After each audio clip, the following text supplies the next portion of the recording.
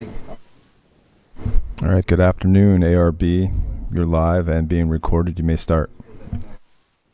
Good afternoon. Today, January 11th, is the first meeting of the Architects Review Board of the Town of East Hampton in 2024. I'm Chip Ray, the new chair. I welcome everyone to this meeting. There are a number of changes to the board for the new year. Frank Guitard is the new vice chair to my left, and we welcome our newest member, Chris Britton, to my far right. Chris is an architect living in Montauk and working in Wainscott. Kathy Cunningham, our former chair, remains a board member and has asked for a 2-month leave of absence through the end of February. Diane Benson, to my immediate right, remains our longest-serving member. I salute Dan Gross from the Planning Department, who's over at the screen, who assists us in understanding our more complicated applications. And a special thank you to Julia Akala, our very capable administrator. John Jelnicki, our lawyer, has just arrived, and John keeps us all out of trouble. First order of business is to approve the minutes of our last meeting, which was December 14th. May I have a motion to do so? Second? Second.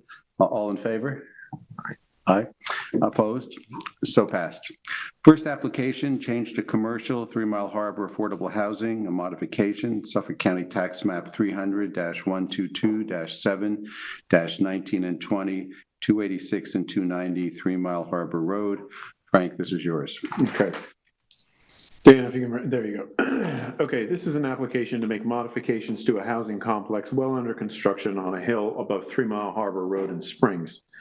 This is a large development that has come before the board several times. This board has been accommodating given the town's desire to see this affordable housing complex through to completion. The proposed changes before us today are almost all site-related and do not encompass the actual building themselves. I will do my best to try and run through the proposed changes, but I will ask Katie Casey, who is representing this case, to come before us after I'm done my introduction. The proposed changes. Okay, let's go through the site to orient us with this, and I'll give a brief overview before going to the plan. So going up the hill on the right, this is the septic system. There are 2 retaining walls, 2 concrete retaining walls that are listed on the plans as 6 feet high. This is to keep the septic system flat. There's an on-site waste treatment facility. Next page. Yes. There's another, and there will be fences that we'll be considering. Next page. So this is the proposed location, I believe, of the bus stop. Next page. We'll be considering that. Okay, there's a playground with a proposed fence under consideration. Next page.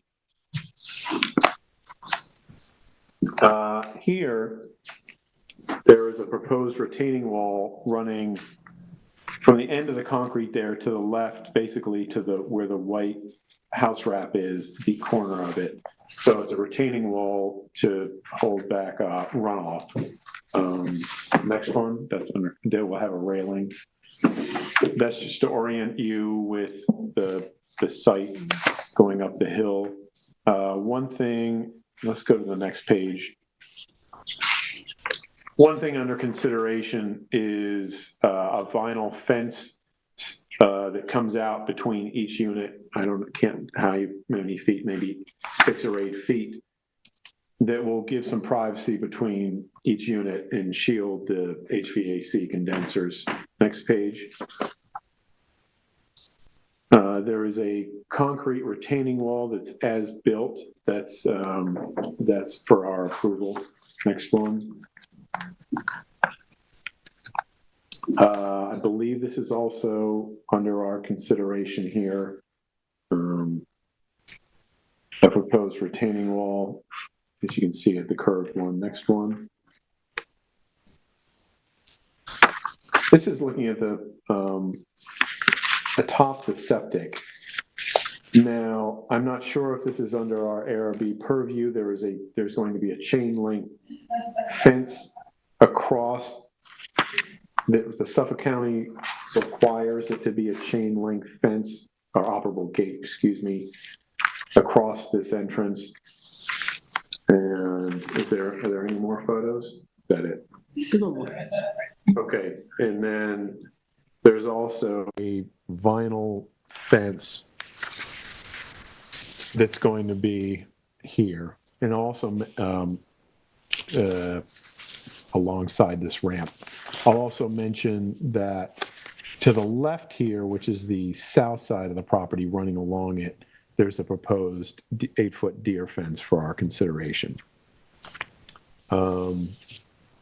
Now, if we can go to the architectural plans SP-3. Right, so we can start to zoom in about, and Tina from the planning department did a very good job of highlighting what is under our purview, because there are a lot of other changes that are site related, have to do with stormwater runoff and all that my understanding is not within our purview. So there's a lot under consideration here. I just want to reiterate that this is something that's important to the town, that we try and move expeditiously on to move this to completion. So would you like to add anything, Katie? I have with me samples of, this is not a modification, but for the ARB's information, this was already on the plans. This is the material we're considering using for the balcony. The hardy board color is Okay. here, gray slate. This matches almost perfectly. This is a vinyl product, but Interrupt you. So the hardy board gray slate has been already approved and started installation. yep. So this does not look like plastic. It's not shiny. It has a matte finish, but it's very sturdy for the balcony. Every unit has to have a little outdoor space. You can see the overhang, the incomplete overhang. The only So difference, I'm sorry to keep interrupting you. So that is under review today, is the balconies? well, we did not, the balconies are approved, but the exact material had not yet been considered. What is the name of that material? I don't remember. Can you let me know tomorrow? I can email that to you. Except that these horizontal pieces would be this kind of bone color. The trim on the buildings is this color. So the posts would be gray and the trim would be white? The railings will be white. Railings would That's be- what we're thinking, unless Everything you, would be white. no, the posts would be gray and the rails would be white.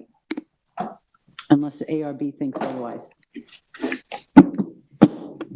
The fencing material around the STP, the health department has approved vinyl instead of chain link. We're trying to keep the chain link to a bare minimum. Good. As the STP operator who comes every day, as they approach the plant, they have to be able to see inside. So the operable gate has to be chain link, and it must be 6 feet. Are we, is that something that we're approving, I think? Or is that just something that falls under the health department? Health department. Okay, so that's not under us. But we did get the health department to approve the use of vinyl fencing that would match the privacy fencing that obscures the condensers in between each unit's patio and also around the perimeter by the retaining wall.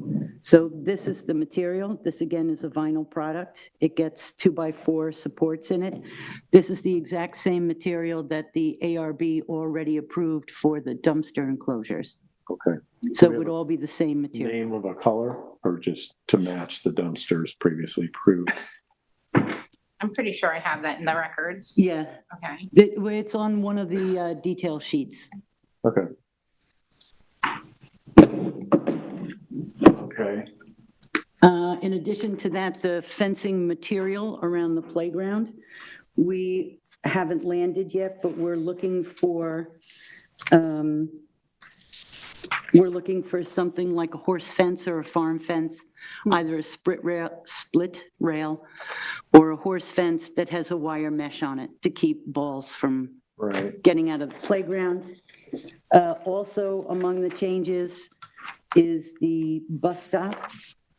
The bus stop was on the plan, but the original plan called for a pergola. We thought better that it should be a little weatherproof. So this kit is available. This is the exact model that we're proposing to put on the site by the playground. Okay, does it have any like color specification we should be listing? Or is it just one color? It's just one color with clear plexi and kind of a smoky gray plexi on the top for a little sun protection, UV protection. What is the name of the product? This is a handy hut, model number 5.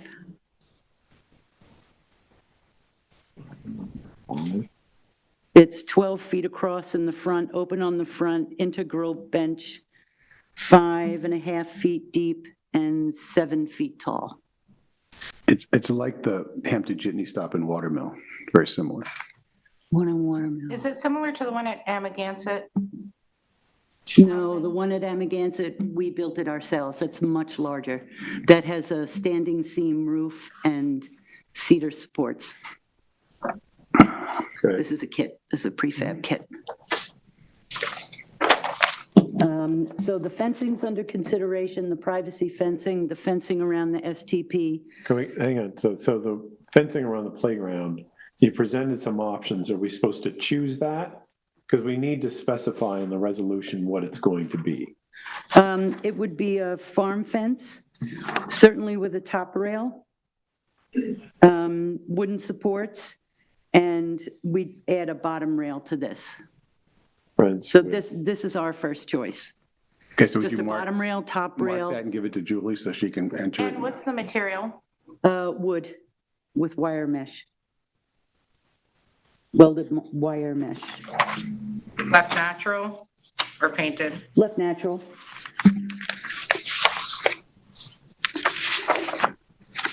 And one other fence material is a guardrail. So we will make our own.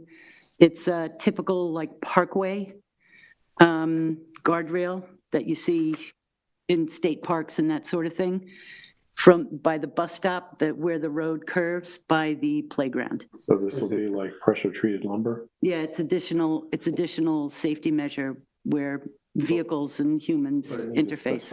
Specify the material. Wood, right? It's all Wood. wood. It's like the 114 Stephen Hales pad Yeah. has one like that. Yes, not quite so beefy. Yeah, but That's a similar. pretty heavy duty fence, but the same Like look, Southern State lighter. Parkway or something, yeah, okay. Yep. Okay. I think that's it. The excuse me, the proposed retaining wall in between building 2 and building 5 that runs on the east side parallel to building 1 was determined to be necessary. We enhanced the stormwater Bring up the photos. handling. We added a lot of drainage. And in order for those wells to work, you can't have a pitch, you have to have level areas in order for it to actually catch the water. Keep going, sorry to interrupt. I want to show everyone where this is.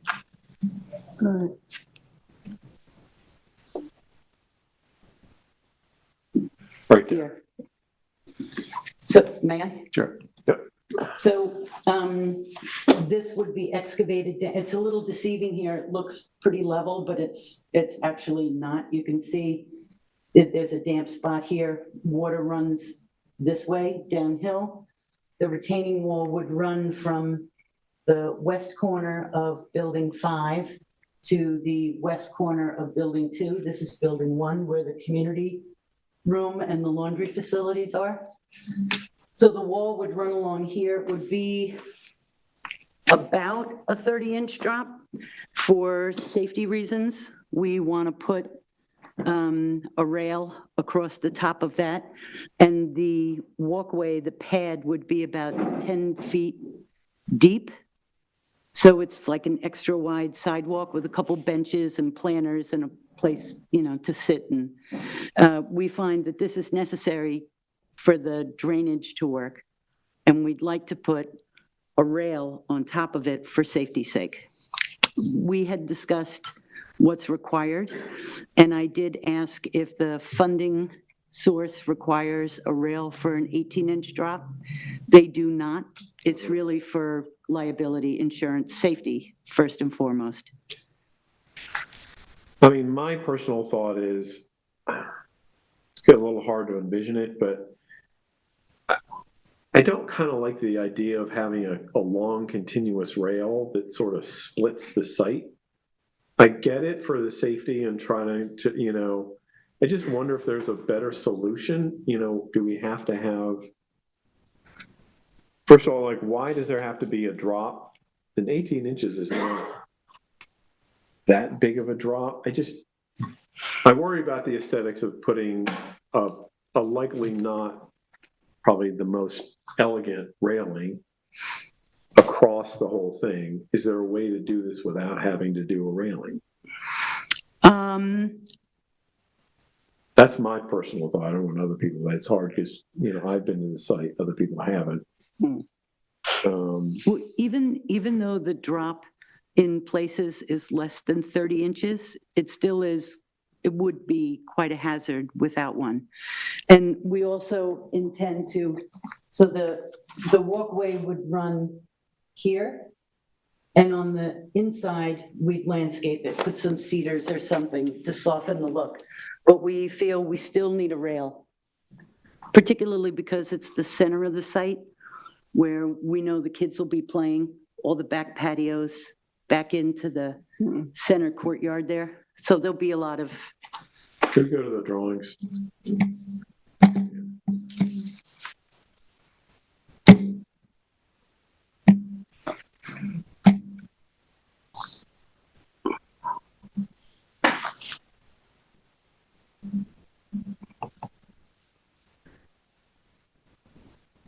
So we're going to SP3 first of all.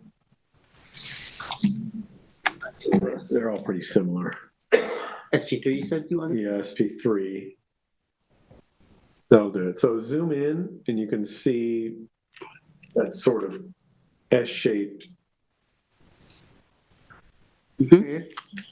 Yeah. So it's. I guess I'm willing to go. I just don't. And this is going to be a 42-inch high railing. Yeah. Did you use a farm fence like you're using by the playground? Make it look a little more appealing? I just worry this is going to be like this long, continuous metal railing that's 42 inches high. It's going to kind of look institutional. Whereas it's not, like as Chip brings up, is there a way to do this that's a little softer in terms of like a use of a natural wood, and that maybe you could put a fence and a post just past the retaining wall? On the west side? Or could you, move the sidewalk 18 inches from the retaining wall to put that fence, just something to soften it. I'm just concerned about I don't know I haven't seen, this is my first time out there. I don't know what's planned for the interior of this space, but I hope that it's going to be landscaped for, this is where people are going to presumably spend some time, and it's got to be a welcoming place. Otherwise, people aren't going to ever go out there. So. What's your farm fence made out of, wood or plywood? Wood with mesh. So crisscross like this, like farm, or More like a horse fence. straight? Picture? Yeah. And in terms of the detail, is this something that that if you don't get approved now, that you could install a metal railing in later? The railing could wait until later. The retaining wall is necessary Okay, for drainage purposes. I understand. This farm fence is quite a bit of rail. Yeah, I'm fine with that. I just don't like what's like in the drawings section. In the drawings is like this, like 42-inch high, beefy metal railing. But this is quite attractive. Like Their first choice was the lower right. Yeah. Just something that's more natural and I soft. think that But makes, with a rail on the bottom. like this one, this makes a huge difference. I agree. So, and It's again, it's more maintenance, but I mean, my preference would be to approve the retaining wall, but see the site. yeah, that probably will require going back to either the civil engineer or the landscape architect and saying, okay, the review board wants to put in an alternate type of fencing Okay, like that. Yep. So does that require moving the sidewalk and putting that railing between the retaining wall and the sidewalk, right? mhm. As opposed to like anchoring it on top of the concrete. If, I'm not an engineer, but my thinking is if it's a wood fence, we would have to have at least an 8-inch separation in between the sidewalk Right. and the retaining wall. Right. A metal fabricated fence will go right into the concrete, a wooden fence will not. Yeah. So if, for no other purpose other than to be able to sink Right. the posts. I mean, if that's feasible, I think and I it don't want is. to tell the engineers what to do here, but that would be my preference as often is that instead of mounting a railing on top of the concrete wall, is that this is, Yeah, it looks it's very more of a natural, it's like there's a separation between the space and it's sort of soft. The other consideration is that it's 30 inches plus 42 inches from the downhill side, so it's pretty tall. Hmm. And Yeah, stepping that from back might help. housing unit, it would look pretty imposing to see a 30-inch wall and a 42-inch metal railing. So I think we're all in agreement about that. So I think we're willing to approve the retaining wall, but not the railing yet. Okay, Maybe come back to us with the railing, because we could approve it, but my guess is it's probably better from a process standpoint of view, is that you go back to whoever drew this and said, this is what the ARB would approve. Mhm. Can you revise this to show that? So. yep, I think I understand. The deer fencing we didn't talk about. Do we want to bring up that image? I think it's section like CC, a couple of pages down.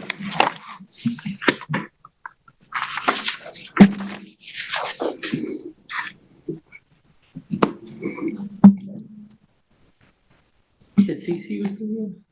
Oh, like it's a drawing, you can pull it up.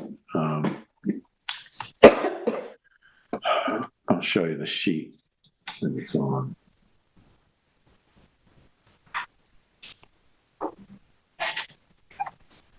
SP, it's back in the drawing set, SP-13. Just want to show everybody, it seems fine to me. SP-13, there we go.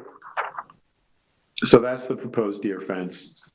Is that 8 feet tall? 8 feet. Okay. Runs along the south border. We border the Bistrian sand mine, so to keep all traffic and mischief off that side of the property. It's a standard deer fence that for agricultural purposes, not the 2x2 black with plastic mesh. It's a long run. We need something more substantial. So what the farms actually use. Agricultural fence. Agricultural. Round posts or? Mhm. Yeah. Okay. So I'm fine with these changes, and I don't want to get bogged down in them. I have one question. So on these railings that you're showing us Oh, the yeah, sample, sorry, actually, I did forget about this. I think architecturally it would be better if they were all one Yes, color. sorry. The posts and the actual, I mean, I think white would be the traditional. Yeah, can we go to the photos of the buildings? Thank you for bringing that up. So that's the Right. color of the building in the end? On the right. Yeah. Is Yeah. that, and this is theoretically matches it, right? It does match it, Yeah, yeah. okay. So I think it needs to be that color, all the same color, or white. See Okay. what Diane and Chris think. I mean, think about porch railings on old houses, they're generally white. Yeah. I'd prefer white because my fear is that if it's some factory finish, that if it doesn't perfectly match the hardy shingles, it's not going to look good. Whereas white, we know is probably going to match pretty closely. Okay, Yeah, so we, so all white. all white, yeah. I Okay. think that's a big improvement. Sure. So white railing and posts on balcony.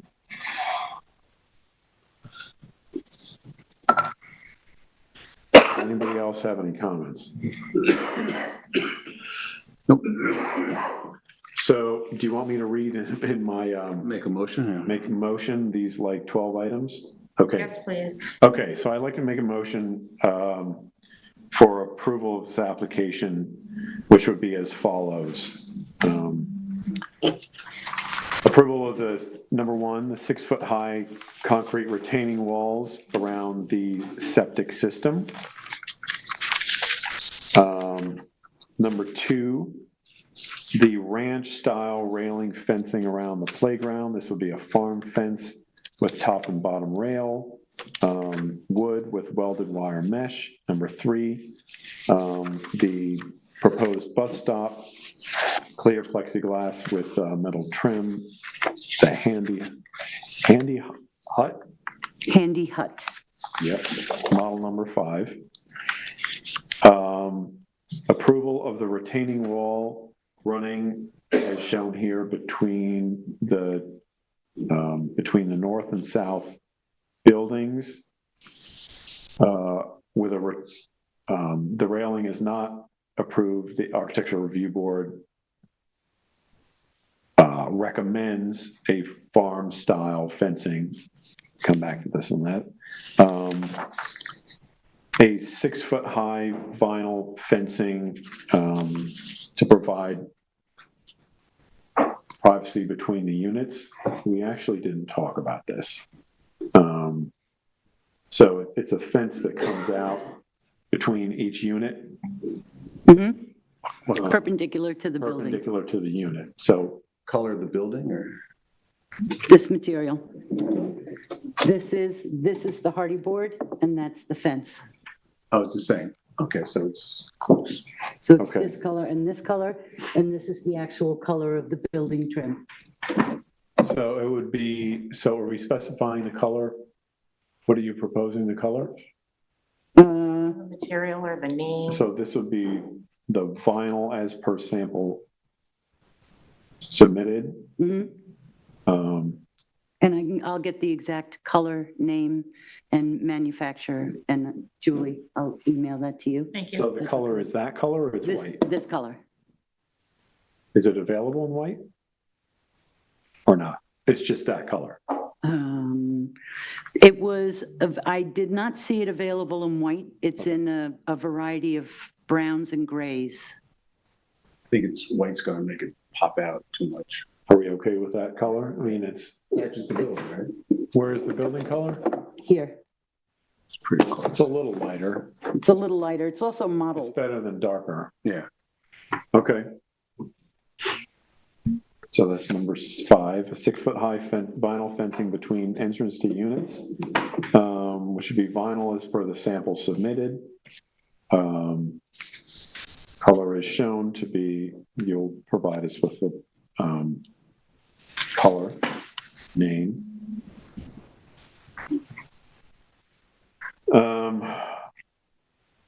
We didn't talk about the cast-in-place concrete walls that are low. Go, Dan, the next page. We were not contemplating any fence or rail there. We all are fine with, go to the next one too. We're fine with that, right? Yes, yes. Okay, number 7, so that's not number 6. Number 7 is, we approve the wire mesh deer fencing run along the south side of the property at 8 feet. Number 8, at the septic treatment plant, a 6-foot-high vinyl fencing, same color. Number 9, the balcony railing and posts at all units will be white to match windows.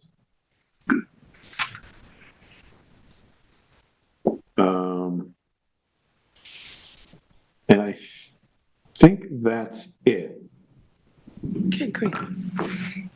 So do I have a, wow, since we had a meeting, do I, Make a motion. I'd like to make, so for that motion to approve, do I have a second? Second. All in favor? Aye. Okay. There was one more, the guardrail by the bus in Wood. So I might make a motion to approve the guardrail by the bus in Wood. Second. All in favor? Aye. Okay. Thank you very much. This is heavy, so. Right, that was a very complex application. But better than one at a time. Yeah, no, and for a good cause.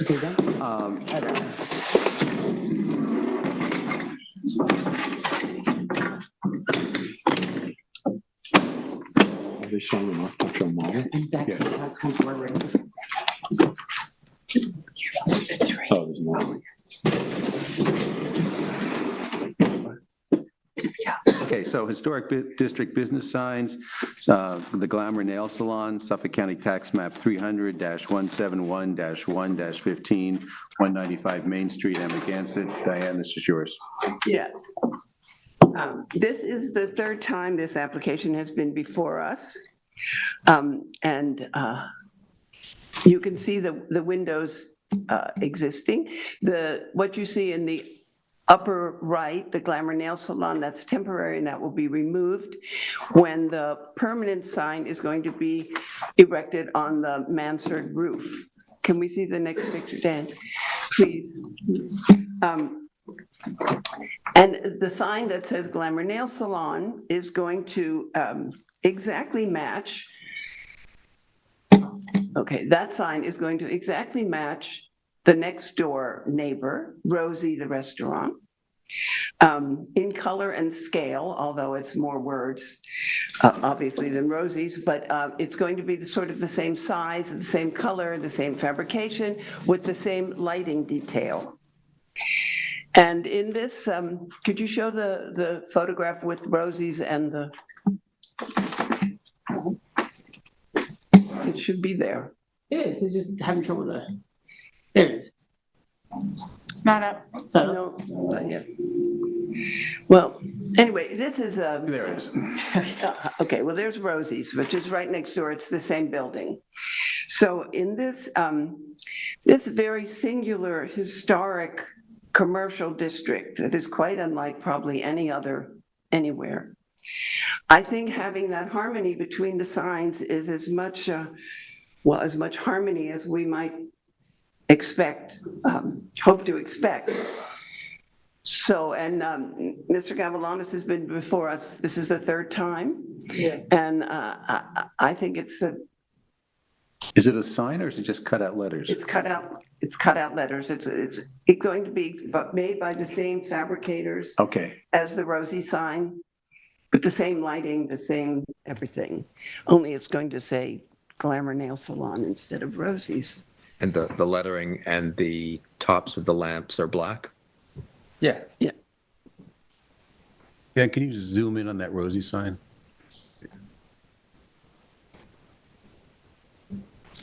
Got it. Two lamps or Yeah, two lamps. two lamps? Okay. Well, Glamour Nail Salon has a lot more words than Rosie's.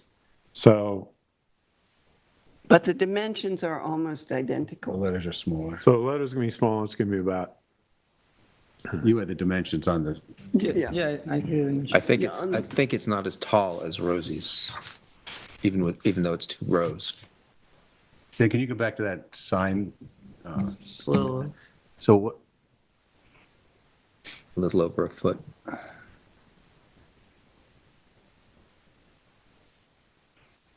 Because of the vinyl decal, he's stuck limited spacing.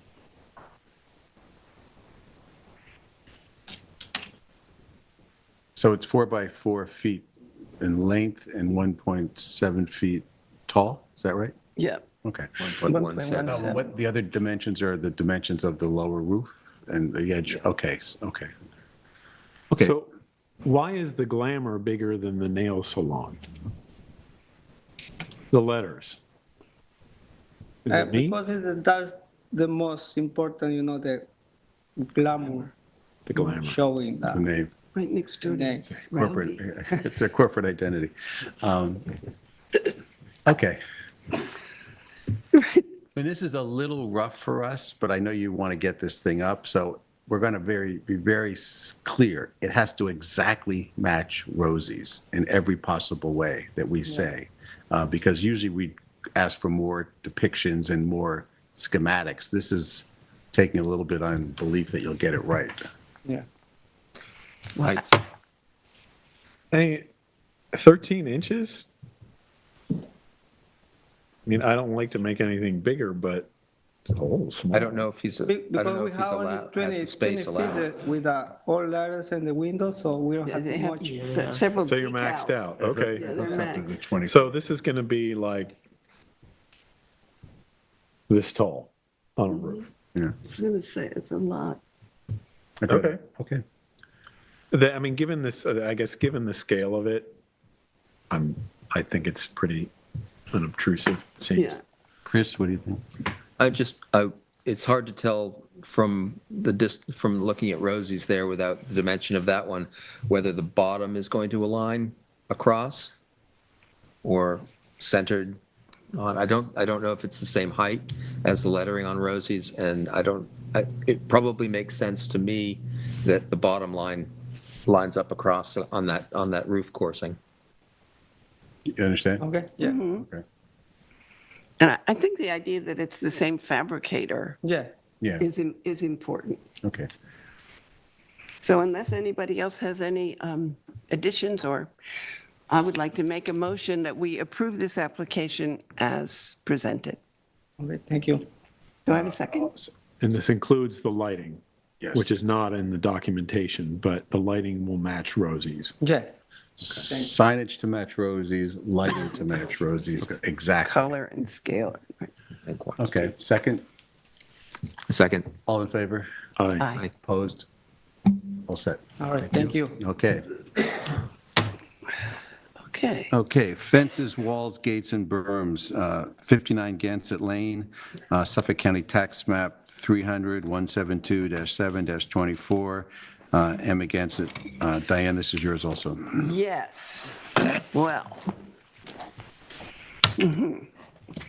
This is an application to keep a gate and pillars on a beautiful lane in Amagansett called Gansett Lane. The pillars are too tall. The gate is too tall. The whole thing is totally out of proportion. The gate is right on the property line. The call box is off the property line. But I think that all of these things are sort of inconsequential when you consider that this is the only gate on the entire Gansett Lane, which is maybe 20, 30, maybe it's 35 houses. It's a beautiful area with open driveways, open lawns, and real harmony. So you, by rights, can build a 4-foot gate. But I would be, we cannot recommend this gate, these pillars, and this call box has got to go. So, You gentlemen identify yourselves. Sure. Alex Balsam. I'm here with the homeowner, David Missoula. hi. Just for some background here, so and David will ask David to help out with the backstory here. But so that gate was put up by a reputable builder in 2013. It's been there for a long time. I do want to point out that I drove up and down the lanes as I was preparing for this application, and I counted 38 gates. I took pictures of them all. We know them. Okay. Some of them are illegal, many are illegal. On Gansett Lane? No, in the lanes in general. I'm not talking about I'm talking about Gansett Lane. And I'm talking about 2024, and I'm talking about this gate on this lane. And with that said, we fully understand going into that, and David is aware of this, I prepared him for this. We know that the 7-foot pillars is violative of what you would otherwise normally be able to approve. We understand that.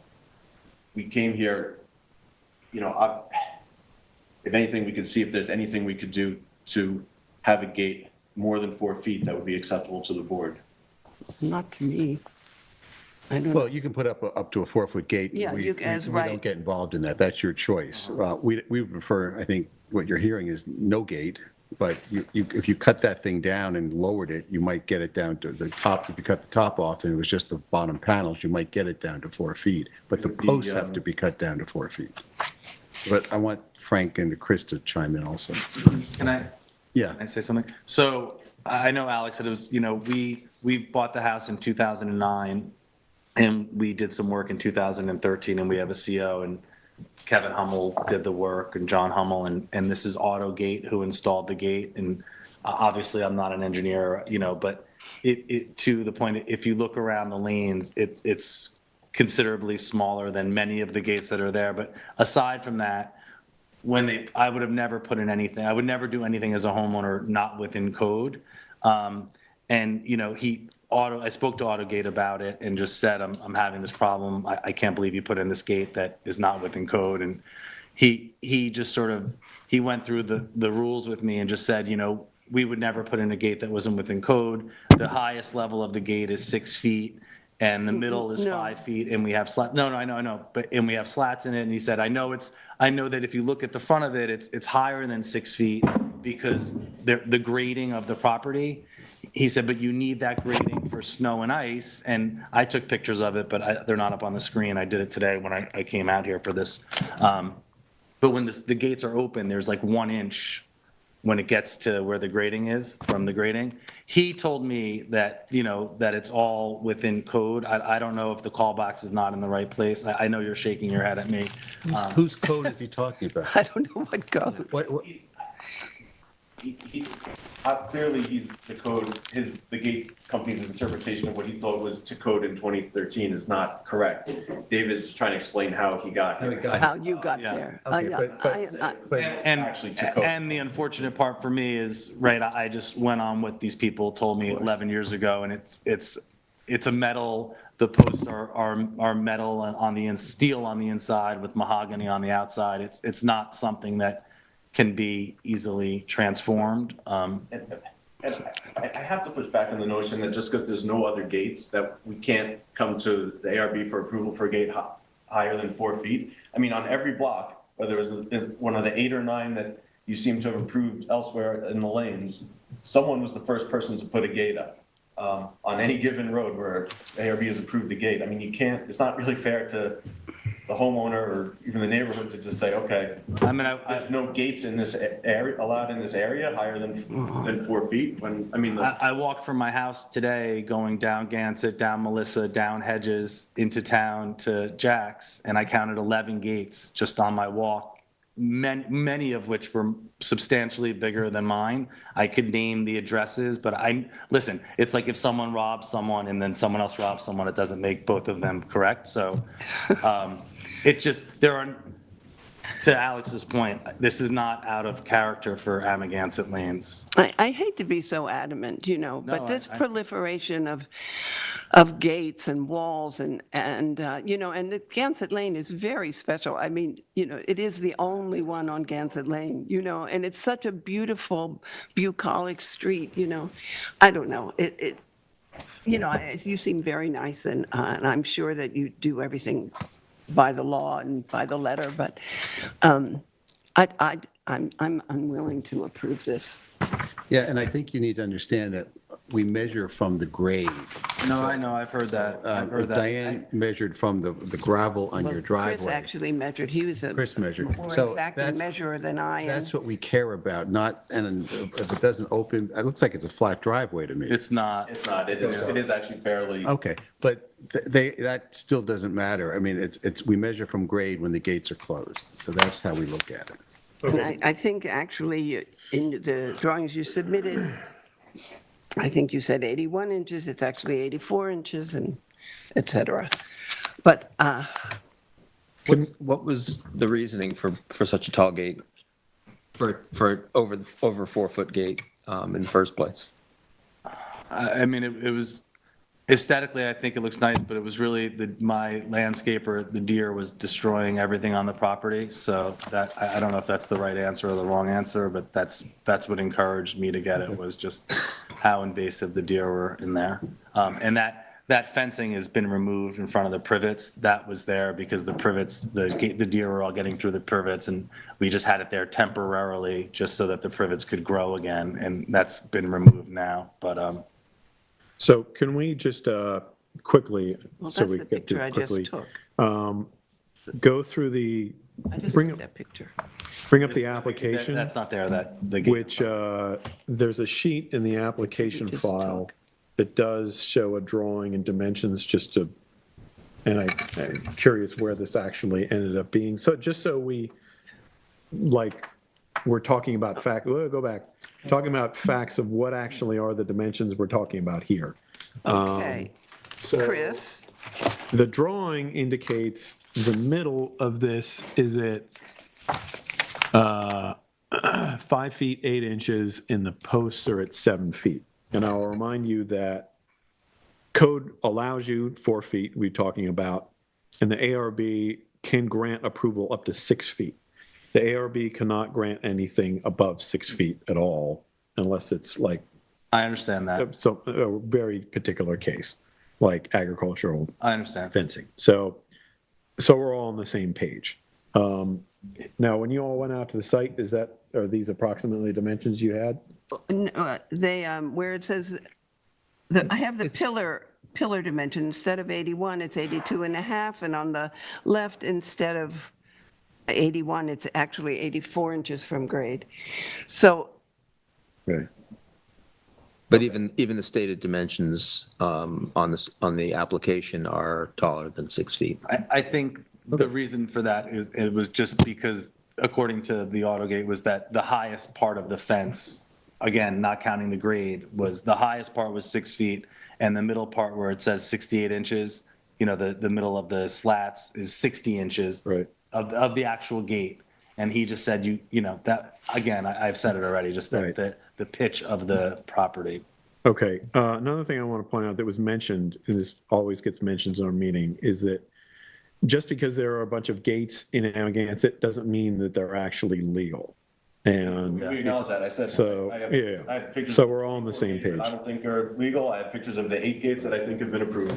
And I also want to point out, Oh, there that's very was thorough. an application that came before this board not long ago, I believe, for another gate on Gansett Lane yes. that was denied, and it was upheld. Our ruling was upheld. So In court. in court. So someone else did want to put a gate, and that was denied by this board. So one of your neighbors on Gansett Lane was denied going above 4 feet. It was denied by a court. So Can I just, in terms of the lanes, why are some allowed to be 6 feet and approved by you guys and some wouldn't? Is it just, I'm just curious. I haven't actually, this is my 3rd year on the board, and I don't recall anything within the lanes of Amagansett that has come before this board in the last over 2 years where we did approve anything above 4 feet in the lanes. So I can only speak to that. I don't know about other members, but, so I can't speak about something like 10 years ago. Yeah. Well, some of them are more straight shots to the beach, and this one is not, right? It also could be, if there are some, and just letting you know, the way that this board generally looks at gates there are a variety of factors. There's opacity. Is it a solid or an open fence? How far is it from the street? How tall it is? Those are probably in the material. Is it like white or is it natural? So those kind of 4 factors, whenever we consider something over 4 feet, we try to have it as open as possible, natural materials, furthest from the street as it can be. And it seems that what's been built here is not meeting the bar of kind of any of those things, of the standards. It's pretty far from, the gate's pretty far from the street.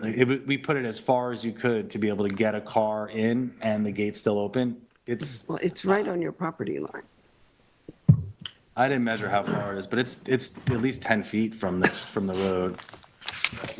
Well, there's probably a short right of way, then there's your Yeah, property line. yeah. But the bigger issue that is not acceptable at all is this call box not on your property. So that call box has to be moved out of the right-of-way onto your property. You can't put stuff on other people's property. Well, I believe that's probably a relatively easy thing to do. It is, but it will impact the overall use of the gate. I mean, do you want to poll the board, or let's just poll the board and get a sense of where we are with this? Chris? I'm in agreement with some of the comments made here. It's, Gansett Lane seems to be a very special street, and it has a very strong character. I'm not seeing how this is fitting in, and in fact, it's a bit of a slippery slope to start allowing that kind of change of character. Yeah, I agree. I mean, we look for harmony, like what's harmonious with your exact neighbors, not 2 streets over, but your street, because that's where you live. This gate is not in harmony with the other driveways on Gansett Lane. It sticks out like a sore thumb. So on that basis, I have to agree. I mean, you're welcome to cut the gate down to 4 feet from grade and keep it there. You can cut the top off, or you could take it down altogether. But I don't think this board is going to be in a position to approve a gate for you over 4 feet tall. It doesn't matter how long it's been there, right? Doesn't matter. And I'm totally perplexed by the comments by your gate company because It's just an like I said, it's just an enormous expense for me, something that I would have never done if I felt that it was going to be. Okay. Chip, so you're saying, so you're not, if we came back to you with a totally different design that was over 4 feet, you're not entertaining it?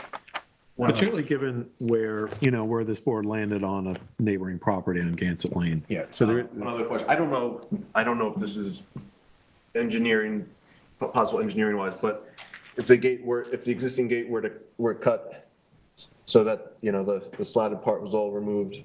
That's a common solution to this problem. So we would be at 51 inches, which is from grade. We would be 3 inches over the 4 feet.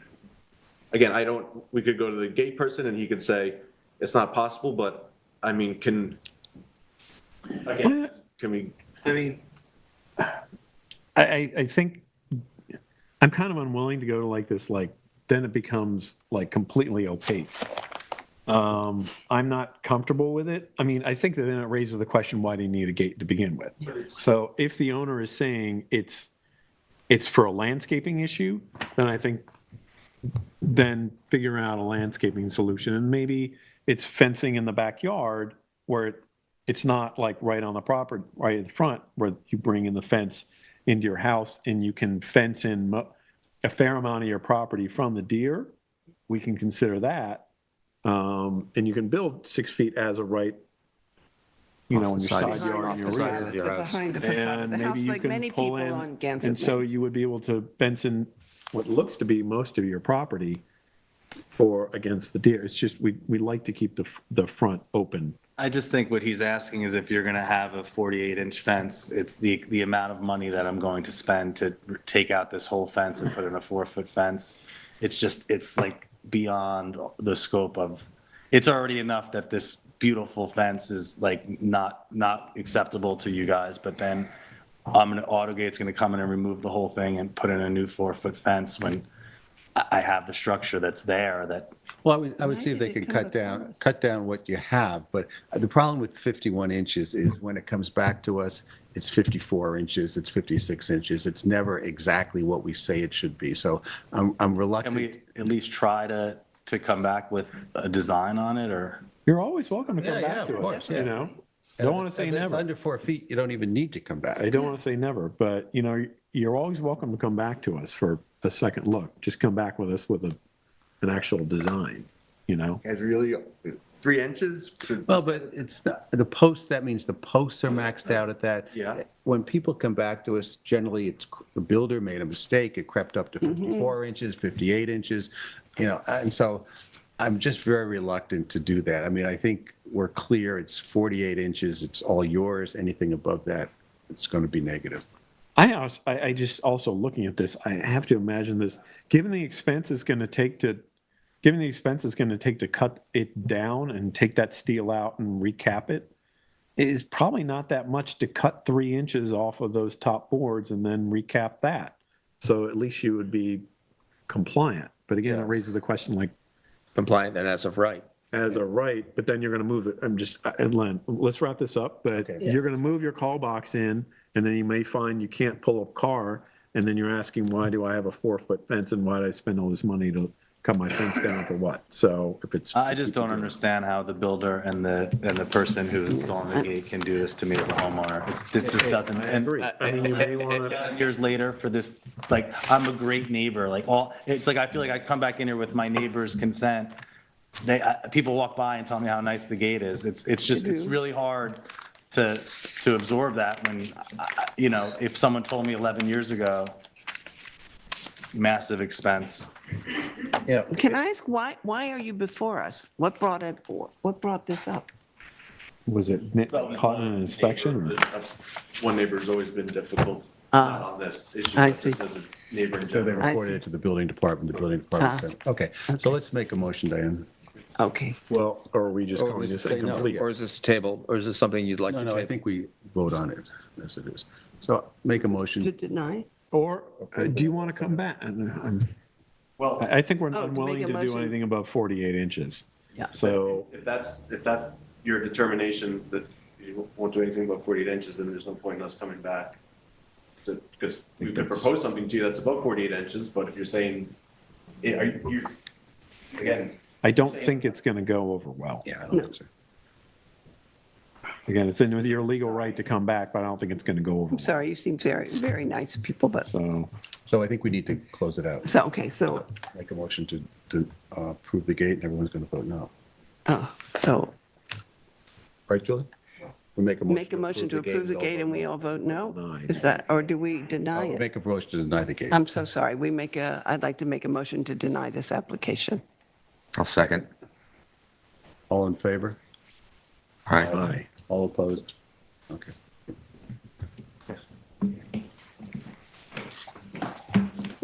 Very unusual. Agricultural overlay, Suffolk County Tax Map 300-196-1-2.2, 11 Town Line Road, Waynescott. Frank, this is yours. Okay, if we could, Dan, are there photos from the last meeting? Okay. So this is an application that came before us in the last meeting that we spoke about rather extensively. To familiarize Chris, though, you've been on site and know, and just for the record, the Architectural Review Board had approved a design with plans, elevations, locations of buildings, window fenestration, and what was built here deviates significantly from what this board approved. So it's now before, and which includes even, as I understand, the location of the pool in the pool house. So what is before us is, this is a this is technically a certificate of occupancy. Which is our after, yes. So technically, this is a application for a certificate of occupancy for this board to consider. And how do we handle these deviations? So at our meeting last time, and I will state some of the things that were brought up as of particular interest, but does not mean that other things are not under consideration by this board. But the few things that were brought up in particular were the garage doors that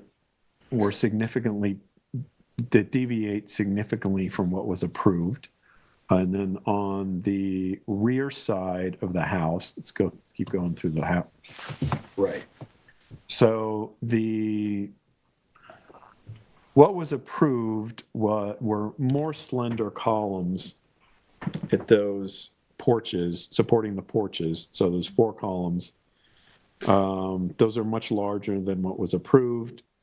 And the sliding door unit in the middle I don't have the exact height, maybe it's 9.5 feet, 10 feet, but what was approved was the height to match what you see under the soffits of those terraces above, which is, I believe, about 8 feet. And the fascia was supposed to be run continuously above that. At the last meeting, we decided that all board members would go and visit the site and try and make a determination for a recommendation, which I believe we all did, and it's now for our consideration to discuss. Trevor, do you have anything that you'd like to add before we begin deliberating? Sure. Welcome to the board, and congratulations, Mr. Chairman. So with regards to what Frank just mentioned, thank everybody who went to the property and got a look on site, and I think gives some clarity to, more so than just looking at the elevations on the computer screen. Really gives, sort of the real look on, and this focus really, I think, to Frank's point, were sort of the main topics were the garage doors. And those of you who went to the site, they don't look as big on site, I don't think, as what they do on the pictures. That was a topic of conversation on the last date, as well as the rear sliding glass doors, and which I also had sent over to the board, the cost analysis to remove the existing conditions and have it converted back to what was the topic of conversation, which would back to the approved style of the original sliders, which were slightly less, but a little bit wider in width. And the builder, Fred, was here. He is here again, but to the point of the columns, the reason why they're thicker is because they do have those tracks built in to allow for the sliding of the motorized mechanisms for the screenings for up and down for the mosquitoes and bugs and such. With regards to anything beyond that, I think those were sort of the main big topics that I'm happy to discuss further if the board wanted to discuss anything else. But I think looking at it as, yes, we're at the final stages of an as-built, and we are trying to seek our certificate of occupancy, but we have to treat this as basically a modification approval as if it were before you for the first time, in theory. So why don't we just tell you what we thought when we Sure. went out? Frank, you want to start? Do I have to? Chris, I will give you some initial thoughts, and one is the garage doors have to change. I understand the owner's explanation apparently was that it was an availability issue and trying to get the doors, but it's too much of a deviation from what was approved. To me, I'll be honest, I haven't yet settled on it, is the middle sliding door. I'm not happy about it.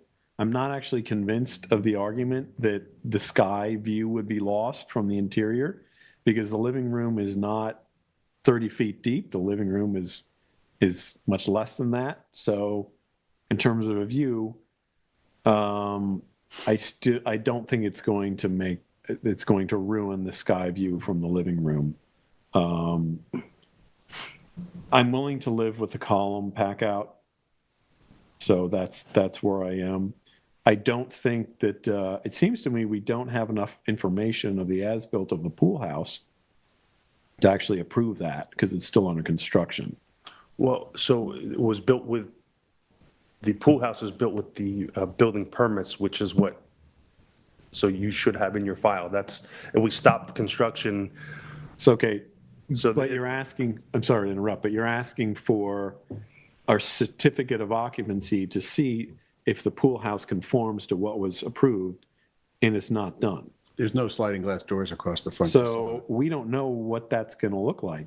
Technically, that we could, orange doors that are solid could go in there. So, yeah, they are to the plans that were approved as part of that building permit application, if that makes sense. Yeah. So you have those in the file, so you will know what it looks like, because those weren't deviated from But you have to understand, you're asking us to act on good faith of an owner who has not acted in good faith. Trevor, we never approve anything for C of O unless it's there and built, not like it's at Riverhead Lumber and it's going to come in a couple days. So this building is not complete. So the building project is not complete. Speak to, Fred is here, and I can see where those doors are. 'Cause I think that's. It's not going to matter. It has to be in for us to I think it's inspect. built but for those sliders, so. Well, no, the pavement doesn't butt up to the front of the building. There's a gap there. I mean, It's not done. Like a building inspector, it's the same thing as a final inspection from a building inspector. They wouldn't approve it. I'm Fred Saluto. Hi. I did have the final inspection. The doors are on site, but I was instructed by Jimmy not to put them in, the homeowner, until this was resolved, or what the resolve was going to be. So we do have them. They are the sliding doors, same as the kitchen, in black as well. well, one of the I items don't that get we, it. well, I think what you're referencing is the fact that the pool house was built on the wrong side of the backyard. So I don't think we're going to address anything about you moving the pool house at this point. So if you're holding it up thinking we might tell you to. No, I'm just being instructed by the owner, that's all. Okay, That's- but- I'm- Yeah, we that's didn't, it. once Okay. this came about, we stopped everything so that we Okay. didn't cause any further nonconformities. I don't think we're going to go after the pool house, even though that's probably the most outrageous thing that you did. You moved it from one side of the backyard to the other and you flipped the pool. I mean, so if that's why he's holding it up, that's probably not something we're going to think about tonight. So I'll start. condition So, on- yeah, But we let's don't have any get- stop work order, so we could finish Okay. it, so that's not an issue. I have an active permit. Diane, your thoughts? Well, I think the problem here is that so many things are different than what we approved. And, there's a precedent to that. When you're actually at the site, the truth is, of course, somebody in the future could come along and take down all the greenery, take down the hedges. I mean, you can't really see those garage doors, although I think they're awful. It's each little individual thing. It's not what we would have approved, and not what particularly is pleasing. It's the whole thing altogether that is, I think, so problematic. Hi, I'm Jimmy Frank. Good to see you again. Thank you for coming to the house. I appreciate that a lot. Okay, but I think. Let's have Chris finish, and then you can Yeah, talk, Mr. Frank. I think that, I agree with Diane, there are a lot of changes. What bothers me is the process. I wasn't involved in it. I'm obviously new here. It's my first meeting. But I think acting in good faith, coming to us, saying, we're sitting in this living room. I really want to see more sky. Is it a big deal if we change this? Our windows, we really thought about this. We want to change some of the windows. We want to do this, that. Coming before us with proposed changes is the right thing to do. And working in good faith, I feel pretty strongly that people on this board are going to be working with a homeowner to do that. Seeing this happen and saying, wow, it's just so expensive to change all this now, that's really unfortunate, because to be blunt, it's not our problem. It wasn't approved this way. And yeah, it makes me feel bad that this was the process where we find ourselves now. Having said that, as I said, most of the changes, there are changes to the fenestration. Doesn't bother me that much, personally. Even the taller window, the taller door in the back, the change from the muntin patterns on some of the doors, changes from French doors to sliders, changes from multiple columns and a traditional porch to a wider one with drop screens. It's all in the back. Yeah, you can't really.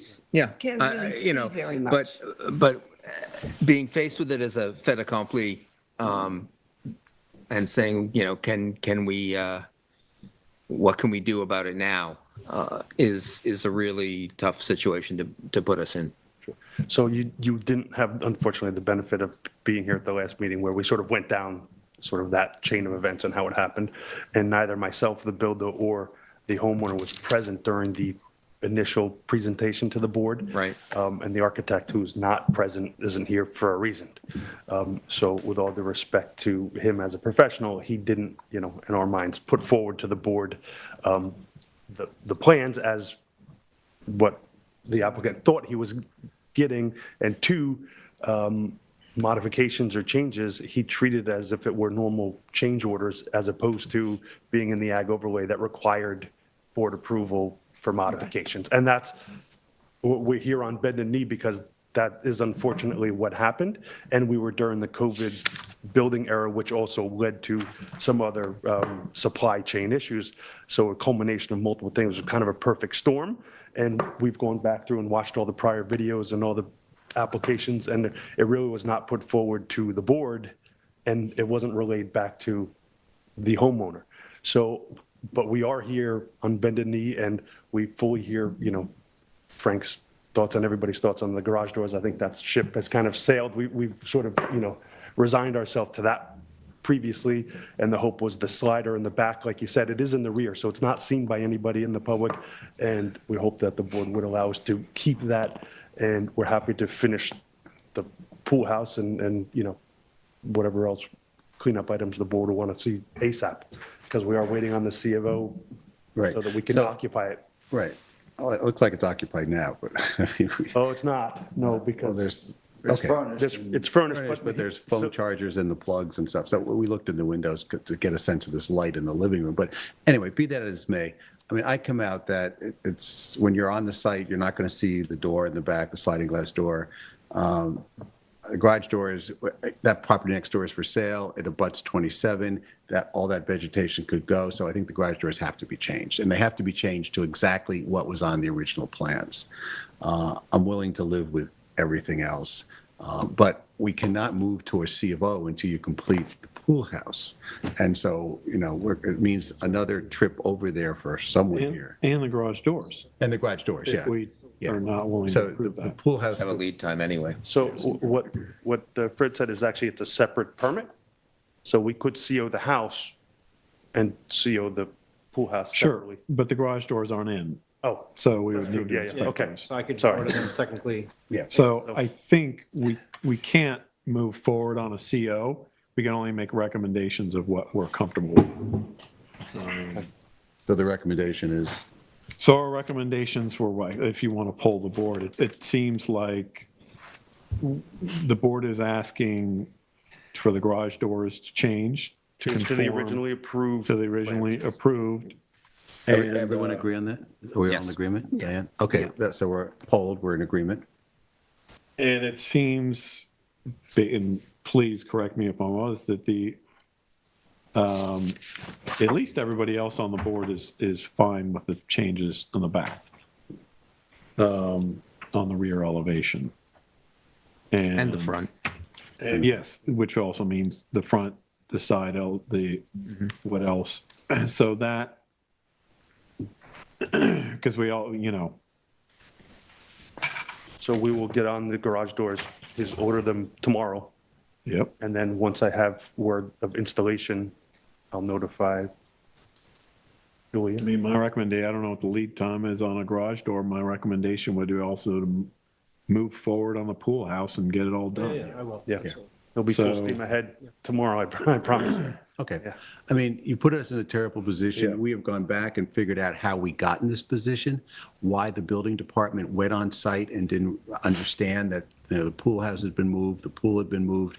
I think it's because you would apply for other modifications and they got confused by the modifications.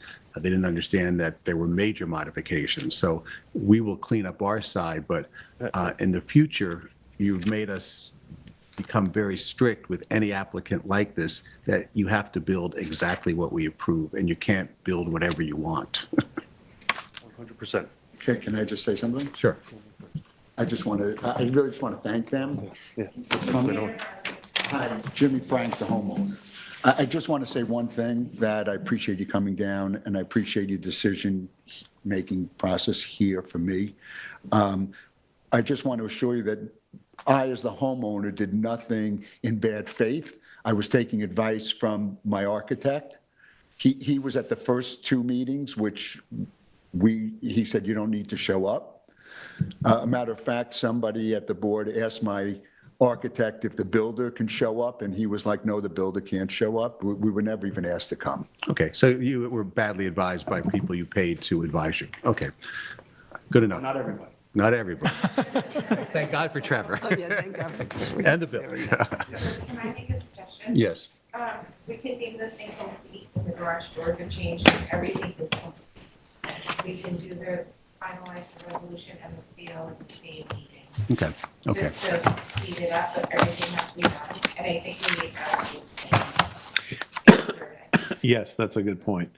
You're going to need a final Because, survey anyway. you know, instead of us listing every single window and door that is changed and every color and every like corbel, just get us an as-built set so we can approve the as-built drawings. Elevations are critical. So sounds like you may need another architect to do that. He's not here. Thank you. Okay. Okay, thank you very much. Thank you. Okay. Okay. Suffolk County Tax Map 300-200-2-15, 16 Beach Lane, Wayne Scott. Diane, this is yours also. 16 or 60? 60. 60. 60 beach. Hi. Hi there. Okay. This is an application to replace an addition on this Beach Lane house that was built in 1985 with a new addition of 3,354 feet, and to demolish the in-ground pond-facing pool and move that pool to the indoor space that is currently the 1,250 square foot garage. That's basically the application. I'd like everyone to note that the proposed materials remain in keeping with the same wood-clad barn style as the existing house and are very sensitive to the area. And that we've noted that all the new technology has been invoked to make it, this new build as energy conscious as possible. But there are several other questions, but what seems to me to be the problematic situation here is that this new addition, and you have brought us this incredibly beautiful scale model, which really illustrates what I'm going to say better than I could put it. You've moved the house about at least 40 feet closer to the pond, and therefore closer to the neighbors and the people across the pond. And instead of the existing, I have a picture, Dan, of the existing western-facing facade that faced the pond. There, that is what exists. Yes. And it is, as I said, at least 40 feet further away from the pond. 30 feet. Yes. Okay.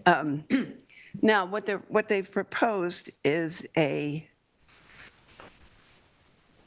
well, now that we have this model here, it seems silly to be talking about all this conjecture. They've proposed something that is much more. Put it up on the screen. Oh, fantastic. Okay, so instead of this setback house with these paned windows and everything, they're huge glass walls, a much wider facade. It almost looks like a public place to me. Dan, can you bring up your photos? Diane's photos? And also, they have submitted extremely detailed elevations, extremely detailed existing conditions, in between conditions, what's going to go, what's going to stay, what they're proposing. Everything is extremely well done. But I think that this new exposure to the pond and the neighbors, both across the pond and on either side, is it's very blatant, and I think it's, I think it's hard for us to consider. Plus, there are technical things that Chris visited the property with me and spoke of pyramid laws and things. I'm curious about what happens to the second story in the garage when you put the pool in the garage. I mean, there's some issues about the fencing, but the big thing is the idea of this new, it's. But it would be nice if you can show the rendering of the facade, because Do you have our it's, package that we submitted on the? Yeah, the drawings of the west or the east? yeah. The arrival or the view facade? We can look at both, but since we're talking about the pond side, All right, first of all, you all have to, just a process, you all have to introduce yourself. Yeah. For the record. Yes. And stay at the microphone. I am Raffaella Bortoluzzi, the architect of Lab Design Studio. my name is Daniel Martinez. I work for Rafaela at her office. And you haven't lost your voice? Yeah, I'm sorry. Oh, She's been slowly Sorry for losing you. her voice all day, so I'll try and say what she would say. So, yeah, I don't know if I can approach, but I understand your point about the visibility, because it is a glazed facade. We were trying to create sort of a layering of screens and for sure curtains, and that seating area below the terrace that was creating a sort of a progression of a layering towards the interior, so that the interiors was not so visible from the pond area. The materials and as you said it already, the materials are the same as the existing house, basically. Do you want to mention why the shift of the house? I mean, Yes. you can't tell from. Oh, sorry. So the reason the house shifts towards the pond is to basically establish this rhythm of 3 separate volumes on the property, sort of connected by these breezeways. On the model, these 2 are existing. Right. So- They're existing. Sorry to interrupt, Dan. The camera, you turn on the camera, so I guess it's just recorded for record when we're pulling it, because it's the first time, as I recall, we've had a model. Yeah, just. Which is great. Everybody appreciates a model. But, Helpful. yeah, so it's on record, on video, when you're explaining the project to the model, that it's captured on video. Sure. So since you guys have been to the site, you've seen the existing addition, but basically we're replacing almost to the square foot. But what we don't like about that addition is the way it attaches itself to the existing barn, which we find beautiful and like of the character that's unique to the neighborhood. And the garage that's connected by the breezeway to that existing house is in a similar architectural model and language, and they work together very well, and we want to take down 85 edition that we think is totally different, and sort of build something that fits more in that language. Yes, but how do you see that this new addition, with this very glass facade and a very different composition than the barn style, how do you see that is more harmonious? I don't understand. Well, I think language. the initial thing is that there's these 3 primary volumes, and they're connected by these 2 smaller, what we're calling breezeways. This is the existing one, and this is our Right. new one. The reason this distance is so great is basically to get this house, the new volume, far enough that we don't have to demolish this tree that's maybe 80 feet tall and Yeah, it's quite beautiful. If we could, we'd shift the whole thing this way, but that encroaches on the setback of the neighbor, so it's easier to just kind of get it out and past it. That was the thinking anyway.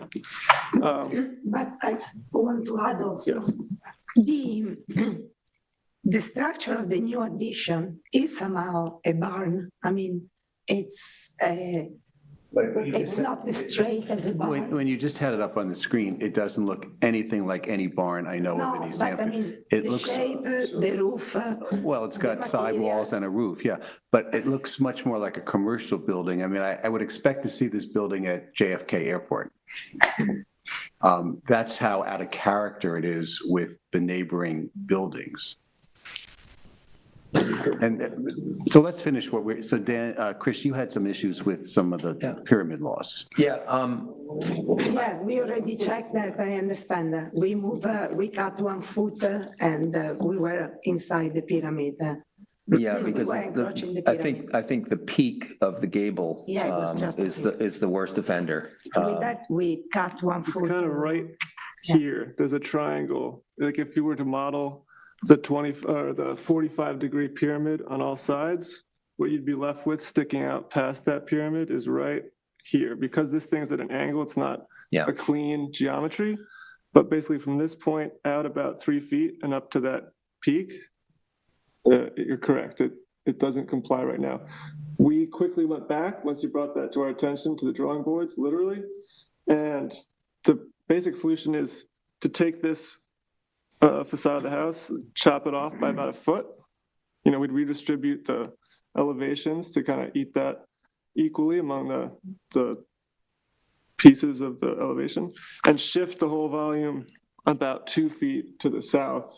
And that would theoretically bring all the geometry of the house within that pyramid. So we have a path forward to basically keep the design as we're presenting it today, but make it compliant. So hopefully, you know, we'd resubmit all this, but as long as just to talk about today. I think I applaud the strategy of the 3 volumes and the 2 breezeways. I think it's a great improvement over the unfortunate geometry of the addition that's there now. I agree with some of my colleagues here that I wish there was a view of this at night because I think you would see that that's a pretty much of a glowing lantern seen across the pond, which I think belies the idea of this being some kind of a barn. I think that from what I'm seeing, it looks like there's a cedar frame exposed on the east elevation that you see from the entry, but the north side has a cedar porch structure, but the wall becomes much more like a curtain wall of cedar framed, some cedar framed window panels, the ribbed glass, and some just large unbroken panes of glass. I think you're going to see that those large panes really strongly reflected in the western sun at night as the sun gets low in the sky. I think you're also going to see that whole expanse of glass wall potentially lit up and acting as kind of a beacon viewed from across the pond and the natural landscape. The materials aren't really in keeping with the existing, although I don't have a problem necessarily with them. I think the recycled concrete panels can be beautiful. The cedar has a very limited appearance on the existing structures that are to remain.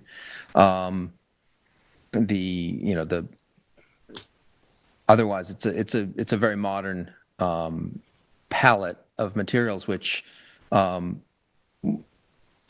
is a new interpretation of. You could read it as a new interpretation of the barn vernacular that you're proposing to keep on the property. I'm a little bit confused about the barn versus the house feeling of this in terms of this being an agricultural overlay zone. I mean, you're turning what's very barn-like in the garage into more residential with sliding doors. Are you proposing to enclose it becomes heated space, that breezeway, right? Which allows you to regularize the illegal apartment, although you can't have a kitchen up there. No. The building department will not let you, but it at least legalizes the living space up above there. But you're turning, it's looking more like a converted barn, and then what is much more of a modern insertion that I think the feeling is that it's a bit of an institutional look in an agricultural / residential blend of the area. And it's going to, I mean, nobody can walk out on that, right in the middle of that pond and see that right away, but you see it from a distance. And I think it, both in terms of reflection and in terms of illumination at night, I'm a little bit concerned about that view. I think coming from Town Line Road on Main Street, this will stick out like no other house in that row of houses on Beach Lane sticks out, because the light through these glass panels facing the pond, it's going to be like a beacon.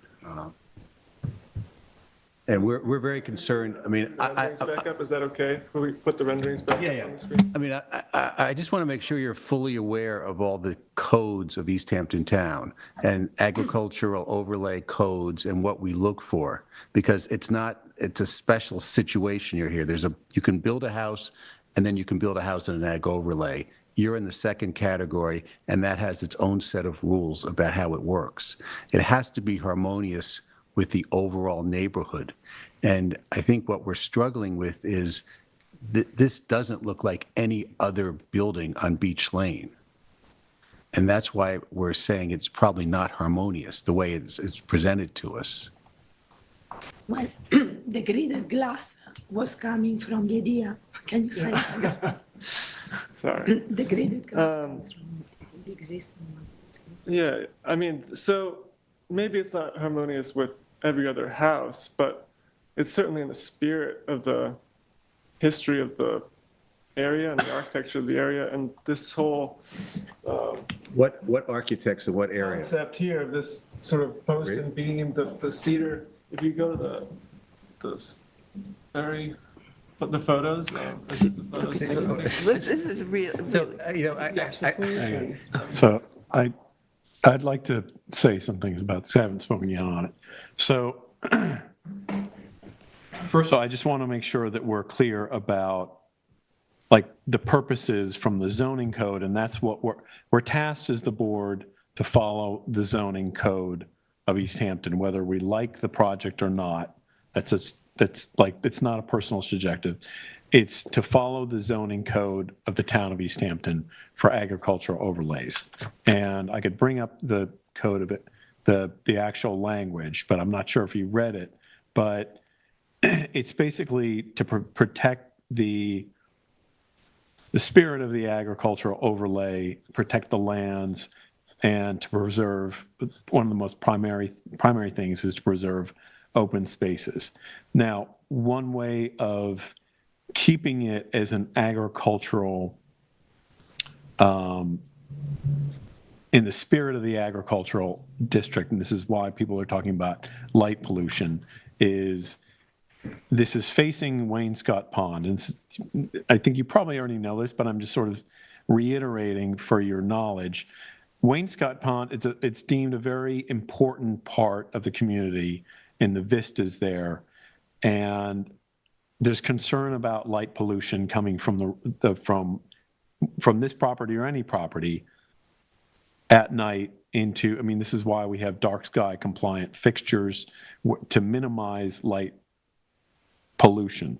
So what you're hearing about concerns about the glazing on the rear side is related to that. If this were backing up to something, a hill or a forest, it might not see such an issue, but regardless of the tree, which won't live forever, this is going to be visible from the pond area. It's a very sensitive agricultural site. It might help, Dan, to bring up I just want, so for my own education, you all could bring up, maybe we could run through the file of the renderings that start from the street side. So maybe the architect can just explain to me, like, what's a concrete panel, what is concrete, what is steel? So this one, I mean, my initial reaction to this is, it is different. And I'm not averse to a modern interpretation and a modern, addition to something. So first, let me just ask you what materials are being proposed here. Obviously, you've got a standing seam roof. No, it's actually concrete, recycled concrete panels For the roof. that are cedar colored, the weathered cedar color. Huh. They're about, what's the width of those panels? So it's this. 6 foot, 6 foot wide. but they're sort of laid on each other like shingles. I don't know if we have the exact height. So that's not one panel running down from the ridge. It would kind of lap on itself, Okay. a cedar panel or shingle wood. Is there an offset of the lateral joints, the way you would have It it? would be clean across. So it's almost drawn like those. Yeah. What's the seam? Like what am I looking at here? Is it a gap? Yeah. Okay. Is it And a reveal? Yeah, the roof becomes like a raised. So is it it's like a rain screen? So it's sits on top of a substrate Wood, help yeah. to breathe. Okay, so I'm not going to say anything about like what I think of it. So what about the white? That's wood? Painted cedar. Okay. Is it painted? Oh, okay. Okay. Okay, I take that back about the disharmony then. I thought that was a natural cedar that you were proposing. Okay, so that's white cedar and then painted cedar and then, or wood. And then in the middle, presumably that's glazed, that's not open, okay? And that's translucent glass panels with a wood frame or aluminum? Plain glass with a wood. Okay. frame. Let's just go through that. And then on the existing house at the top of the roof, is that an addition or is that there? The bump out, that's an addition. To create a place for the roof to come into the house. No, I think it's a dormer to probably allow for headroom there. Okay, so addition. And there's a similar muntin pattern on the opposite side facing the neighbor. But I don't believe it's a dormer as much, is it? It is, okay. So let's just go through these. I don't want to take too much time, but just so I know. So next page. So what's the material on the roof and this is all concrete panels? Okay. So recycled concrete, so they're taking concrete that they've acquired from demo sites and things and repurposing it into this. Right. Okay. And it's kind of a riff on the barn red that we find in the existing structures on the site. That's the, Okay, next page. actually the railing. It's a mesh railing. Okay, so this is from Wainscott Pond. So the roof would be, again, the roof obviously is both same on site. It would be the same color or a different color? Same color. Okay, even though it's sort of rendered white-ish. So the railing would be like a wire mesh? This Wire mesh? This mesh, which is, what is that made of? Frame is cedar. And there's gonna be a cedar frame, and this one will be the. Okay. And we've got the glazing. The kind of arcade, it's also the wood, Right. cedar. I'd have to look at the drawings, but those are, even though some of those have muntins, some of those are full pane, that's all glazing on the top and bottom. I believe, aren't the muntin panes the reeded glass? So it's So- translucent, or is it a mix? There is a secondary system at work in front of the glazing, which are full-size wood screens. So they're made of cedar and they have a mosquito net screen in them and they slide. And that's what this, like that's one panel, another panel. Oh, like another barn panel, doors? Like barn doors. Go to the barn next doors. page, maybe. I don't know if that would help. This, Yeah, so you can see that, for example, is one of such panel sitting. And when the door slides open, that could slide in its place to act as a mosquito net. But those doors are glazed. The doors behind them are glazed, yes. these themselves are just like a netting with the wood. They sit within a wood frame. And that's It's like a screen door. and that's a screen porch that we're seeing in the foreground. Yes, correct. Okay. I know there's one more running. So go back to the first page. I mean, my initial reaction to this is I actually have no objection This is okay. to this. Yeah. This faces the street. Presumably, this will be screened. I don't think an owner would want to have. It's also fairly set back from the street. The good thing from the street is this is being moved back a little bit from the street. The bad news is being moved closer to the pond. Keep going through, and I actually kind of like actually the pattern of both the muntins here and the translucent, like the scale of that versus the scale. It's not the same, but it's in the similar language of the fenestration of the old house. I actually kind of like that, or think it's working. Personally, I kind of appreciate this red. I think it's an interesting new interpretation of vernacular barn language. Keep going. I think the concerns from this board have largely been on the rear elevation about two things. One is the potential for light pollution, because we're looking out for the public interest. So I think I would prefer, and my guess is the board would prefer to see something that's less like that. There has to be more opaque surfaces to reduce the light pollution onto the pond. That's one. I don't know how I feel about the railings. Like, I don't want to get fussy about it. I think it could be interesting. The roof is a concern of mine. I like the idea of using recycled concrete in the rain screen. It's kind of hard to tell from the renderings about if it's going to be appropriate or not. And is it going to reflect in the sun? But would a standing seam roof also reflect in the sun? I just want to make sure it's contextual. It's much more opaque than Right. So that's where I stand on it. There's some things I actually kind of appreciate about it, and then I think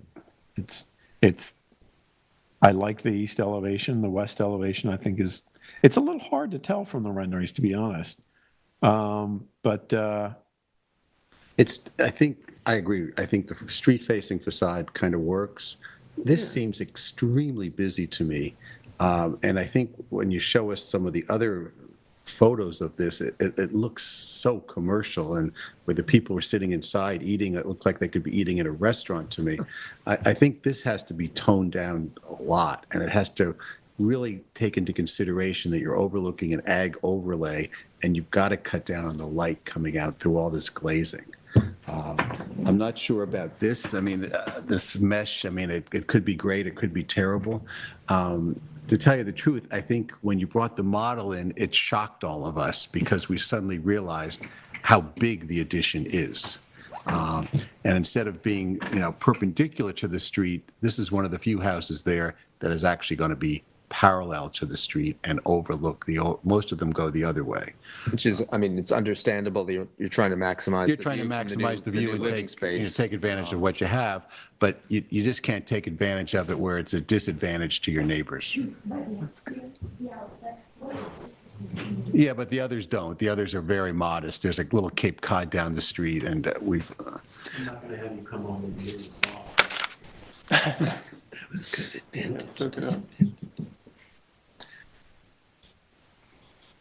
I think Actually explains it pretty well. yeah. I think there's a bit of conflation between barn and house, because this is a house. The two existing masses are, cupola, barn, volume looking things. Is this the house part? Is this the house and then there are barns attached? Or are you trying to create a modern take on a barn and make this feel very agricultural overall? I think some clarity there, because the backside looks much more residential in the sense of decks upstairs with railings, and the amount of glazing. Presumably the cows wouldn't be interested in that view the same way the inhabitants would be. But some clarity in terms of the architectural language. Is this the house to the old barns with connectors, or is this an agricultural compound and this is trying to go full barn?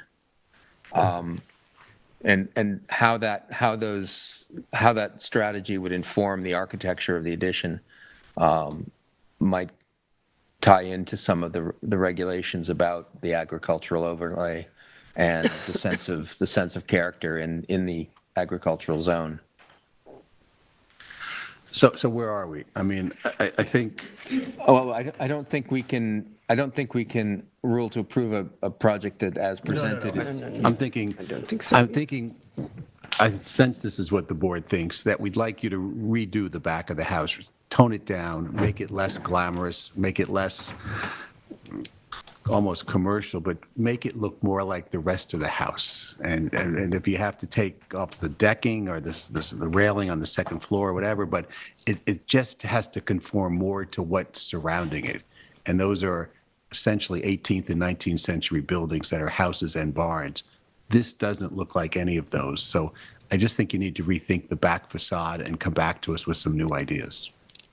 And the impact on the impact. And you've got to think about the neighbors and what it's going to look like from Main Street, particularly down by the Wayne Scott School, because when you come towards this house, this is going to light up that field at night, the way it is set up now.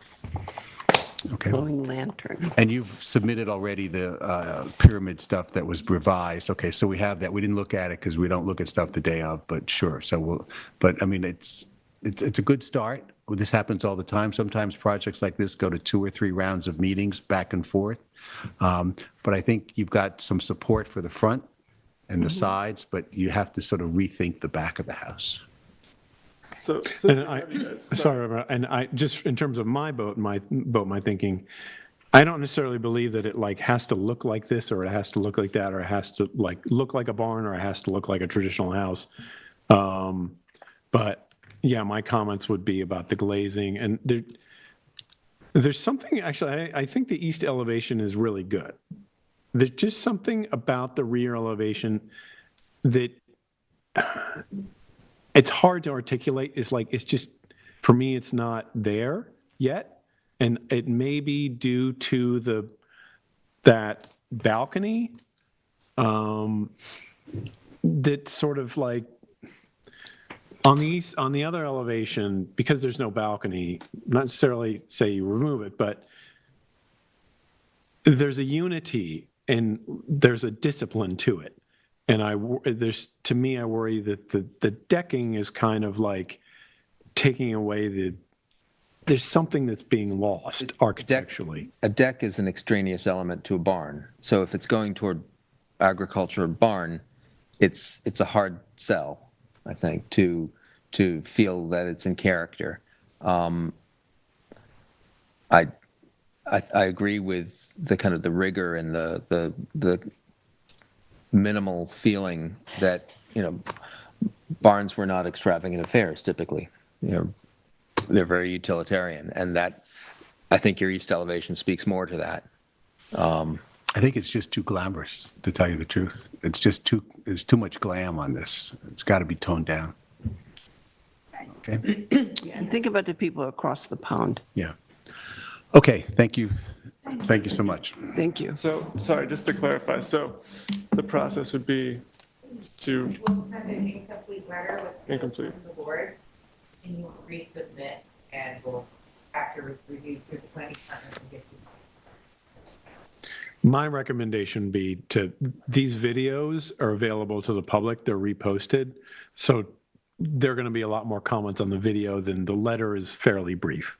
So our comments, I would watch the video again, and The link will be on the letter. Okay. Thank you so much. Thank you. Thank you. Thanks for the model, it's great. Yeah. Yeah. And the material sample board, Yeah. that's really helpful. Okay. Suffolk County Tax Map 300-157-3-7.1, 2 Heritage Farm Lane, East Hampton. This is mine. There's representatives here. Please tell us who you guys are. Architect Eric Peterson Okay. and Kent Solomon, builder. Okay, so Kent, you and I spoke on the phone. We did. Okay. So I'm just going to read you what my thoughts are, and then we can take it from there. So this is an application to build a new 2-car detached garage adjacent to the house, convert part of an existing porch into a first-floor bedroom, and deal with an existing generator and 2 sets of existing driveway gates. The property is 9/10 of an acre in an agricultural overlay. Applicant seeks to build a traditional 2-car garage of 594 square feet on the side yard adjacent to the house. Applicant seeks also to enclose part of a wraparound porch on the first floor and create an additional bedroom of 209 square feet. The bedroom porch appears to be built on pilings and may require a concrete foundation. The house is just under 3,000 square feet. Across the back, there's a 50-foot wide scenic easement, mostly woods. The garage and porch enclosure adhere to all building codes.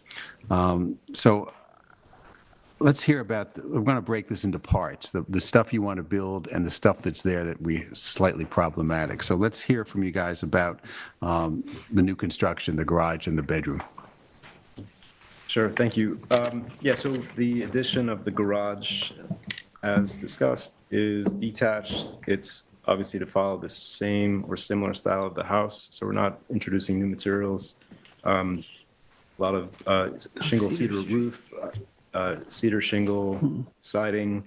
And do you have photos of all this? You have my photos, or you have photos of that existing house? We did, we submitted. Yeah. These, right? Yeah, There it's you go. helpful too. I mean, these aren't maybe, the most realistic with the coloration, but if you looked at the existing photos of the house, if you have a few. Well, this is good, because the porch they want to enclose is what you see beyond that column, so that's a corner porch that wraps around, that would be enclosed, and then the new garage is just beyond. Correct, yes. I'm not sure if there was on the far right of on the slideshow, you can see on the right side, that's existing. Actually, That's rendered, yeah. it looks like, if you go back to the one before, Okay. the proposed, that's the proposed one that was up, that you were describing, that shows the garage? Yeah. Correct, yeah, that's the side. You want the proposed? Yeah. Yeah. That's The other, yeah, you can see the infill porch there on the left, the right-hand side corner of the house and the garage. Correct, yeah, and then with the existing, I think there's the third image from your left is the existing corner photo. Oh, showing what's current. Yeah, so something to that extent. So that, yeah, the idea would be to convert that existing deck covered porch into a bedroom. So that, I can't tell what's under that porch because it's all plywooded fill-ins, but are you going to have to demolish that to put in a concrete? Yeah, temporarily support the existing, the second floor roof won't change. We're using the porch beam girder. We would temporarily support that. We would do a frost wall crawl space below. And it would then be, the siding would be, the shingle sidewall would continue. Okay. And the same kind of window with transom style would be what we'd be using for the bedroom there. And then the height of the garage, if we were to go back to the rendering, please, from the, let's say, the street view, just because of the height of the, let's say, the fascia of the first floor, the one-story roof of the house, and creating some separation. We were also tasked with upgrading the sanitary as a result of the additional bedroom. So we've had that designed and engineered, working within the existing waistline, which comes out close to the deck conversion in front of the garage, so that's all been approved by the county. So part of where the garage is and the space between the garage and the house and the height of the, we were trying to balance, obviously, that the new and the old and work around the sanitary upgrades. So in terms of the proposed new structures, the addition of the detached garage and the conversion of the existing deck to a bedroom are the two sole proposed items today. I'm fine with it. Frank and others, do you want to chime in? Looks fine. Yeah, I have It's fine. And also I wanted to ask, is this in an agricultural Yes. overlay Yes. or is it adjacent to? It's in an agricultural overlay. It's a corner of what is Roberts Lane and Cedar Street. Right, I'm looking And at this some comes now. in, and this road comes in from Cedar Street, and the other part of this development comes in from Roberts Lane, and they're both approved in 1989, and they're both 6, 7, 8 houses around a small cul-de-sac. Each one has their own cul-de-sac. Okay. And is there any place that this is visible from anywhere in like the public realm or a field? No. Aside from the front of the house? No, it's far, no, the fields would be past the cul-de-sac, far to the left of the front of the house. Yeah. There's The a rest of it's- there's a neighbor to the rear. Yeah, there's a neighbor to the rear, which is in woods, and the scenic easement in the back is also in woods. Yeah. Okay. Chris, your comments? Hang on a second. Okay. So I don't have any, I think it's fine to me. My only question would be, are you, if there's any exterior lighting like sconces that you would need to, I don't know if you submitted a cut sheet. Yeah, that was a mistake. I mean, the one that it was, I think they need to be dark sky compliant. yeah, the bulb, it appears to be, I'll absolutely confirm that. The one that I saw today was the bulb was out of view, shielded by that shroud. So, it didn't have that listed as it conformed with or compliant with, but in the spirit of the evaluation form, which had the back 2 sheets of what was prohibited and what wasn't, I believe this is compliant. But it's with the understanding that those would be compliant fixtures. Okay. Did I answer? I think it's fine. Okay, so this part is easy. This was the good part, okay? Now, let's get to the other part. And this may not even be the concern of the current owner because we've looked back at the history card of this property. It's had a couple different owners. Okay. So this 1989 subdivision has several comments. Property is to remain 65% wooded. It's hard for us to determine exactly that, but certainly the scenic easement and around the edges is wooded. The property was allowed one common driveway when it was created in the subdivision, and that's the one to the far left that's supposed to be shared with the neighbor. In looking at this going back from aerial views, the second driveway that was cut in off Heritage Lane, that was initially an internal parking space. And at some point, somebody took that parking space and cut it into the street and created a second driveway. The property is not allowed to have a second driveway. You can appeal it to the planning board if you like to, but you're not in compliance with what the covenants on the property are. Second part is the property has 2 sets of driveway gates, one measuring 6.6 in height. The posts are 6.6, the other 6.4 in height with posts that are very similar. They were never approved. So Dan, can you get to my driveway gate? Okay, so this is one set of driveway gates, and this is what I would call the east side, the illegal driveway. So there's no other gates in this neighborhood. I think you guys have sat here, you've heard this gate thing with the other applicant. The gates are a huge issue. They've got to go, but unless you appeal this second driveway, this driveway has to go. And you're allowed one driveway. So the gates can be cut down to 4 feet in height, but I don't think we're going to approve any gates over 4 feet for this current situation. There are no other gates. This is a very agricultural sort of little cul-de-sac. Everything's open. This property is entirely fenced in. It's almost like a fenced-in compound. The fencing to the right of this gate, which are plank paneled fences that go up towards Cedar Street, some of those are 57 inches high, which is almost 5 feet. If as right, you can put a 4-foot fence there, but that fencing is illegal also. The call box to the left of us here, Dan, there's a picture of the call box somewhere there. That's not on your property, so that's a problem. That's got to go, but the driveway may have to go. And then in that privet fence behind it, that's not on your property. The privet can stay, but there's a wire fence 3 feet tall that's woven into that privet, not on your property. That has to go. In terms of the generator is on a pad that's 10 feet off the scenic easement. That's in compliance. This is an outdoor grill that I think you've moved. That's in compliance. It's 10 feet off the scenic easement. So we like what you're going to build, but we don't like what has been built you there have. without the proper permits. Well, on the driveway, Yeah, that was pre-existing to this owner. When they Right. purchased the property in 2021. Right, we saw driveway that. was there. right. I Google back, I can see a Google map of 2012, and the driveway was existing. Right, we think it was, Dan researched it, we think it was put in 03, 04. There was a parking space, which should have been inside that gate, and then someone just brought it out. It seems, yeah, the other properties show have you that that. spur, like it seems like that was part of the, the other driveways, right? that Yeah. wrapped around. They had a So, I mean, I know you've had C of Os since this thing was built, but. Yes, it's- 2001. I mean, the owners, when they bought the property in 2021, these covenants would have been in the title search, and their lawyer should have advised them of this, or they should have read it, but they should have known that there were issues with, you have two driveways and you're allowed one driveway. So I know there's C of Os that you say, well, maybe you approved it in the C of O, but when we actually went back and spent a lot of time researching it, we go back to the original documents, and that's what's governed what's here. They can appeal it to the planning board and see if the planning board will give them relief but I'm not sure that they would, given how these ag overlays are very specific. So does this affect our approval? Well, we talked about this. There's a building permit that they want to build, and this is all going to come up when you go to get the C of O. Right. Is this an ARB issue, or is this a building department CO issue? Because I would hope that what we can do here is we can approve this and say, you're not going to get a CO for your addition and your garage until you get the gate issue and the driveway resolved, but that's not our responsibility.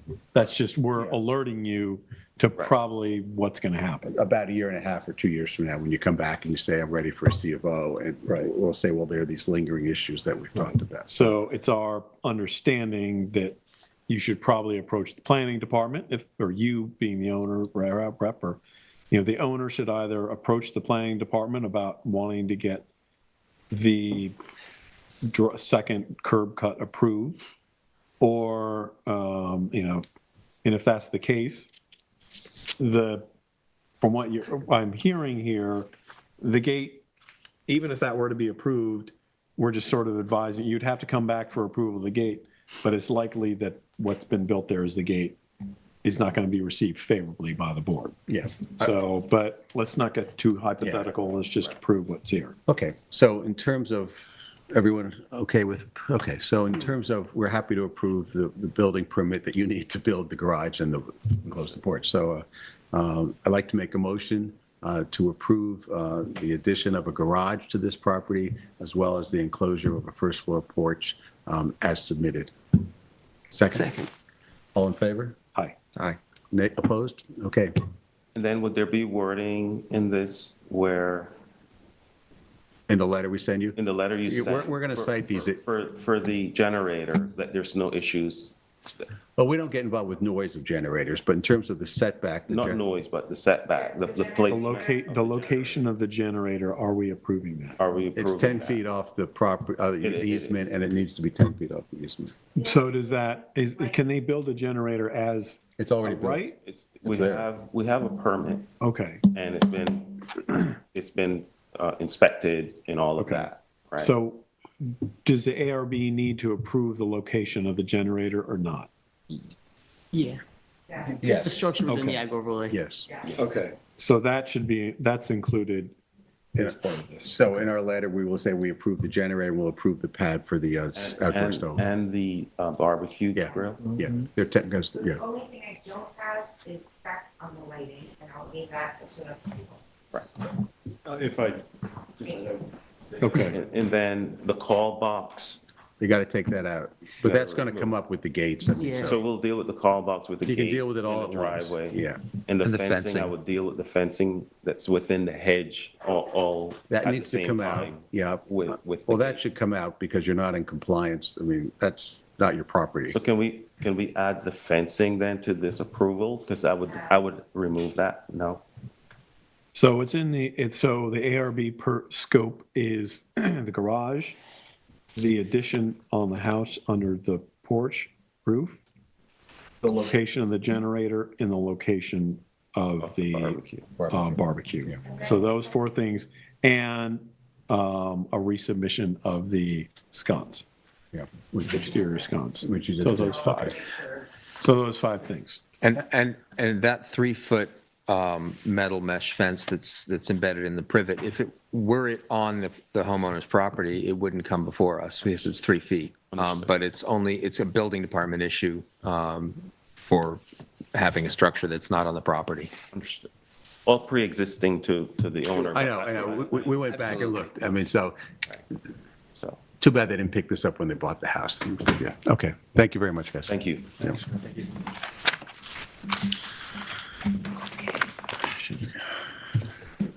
That's it. No. Oh, That's it. Oh, certificate of occupancy, yeah. Okay, so issue of certificate of occupancies, Suffolk County Tax Map 300-142-1-13.1.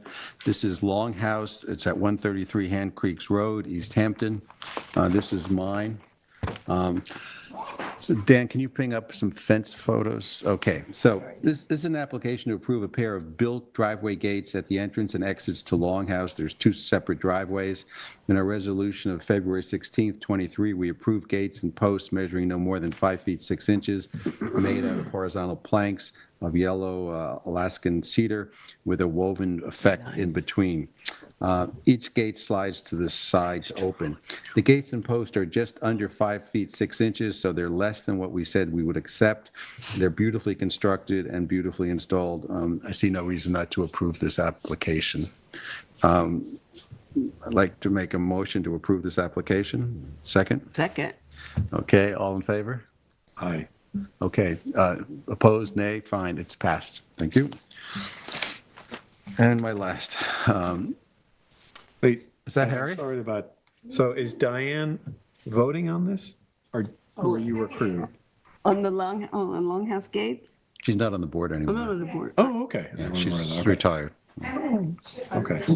Mary What? Ta, Okay. and head of the Arts Committee. Oh, Okay. yes. I make a motion to It's approve this okay. application for a request for a certificate of occupancy and instruct staff to notify the building department that this is ready for a C of O. Seconded by Diane? Yeah. And all in favor? Okay. Pinkerton. He left? He was there for that fence, that's That all. was Jason. Oh, so there's no Mr. Pinkerton. Okay. So no one's here for Harry Pinkerton? Where's Joel Holzer? No, they don't need to be here, we already told them what was there. Okay. So, Just what? Harry Pinkerton, Suffolk County Tax Map 300-166-4-1.4, 92 Spring Close Highway, East Hampton. This is 2 applications seeking C of Os. The first is the easiest. On May 12th of this year, we approved 2,500 linear feet of 8-foot-high agricultural fence surrounding this vegetable stand, small farm. It's a very long rectangle. We also approved 2 agricultural gates no greater than 10 feet high.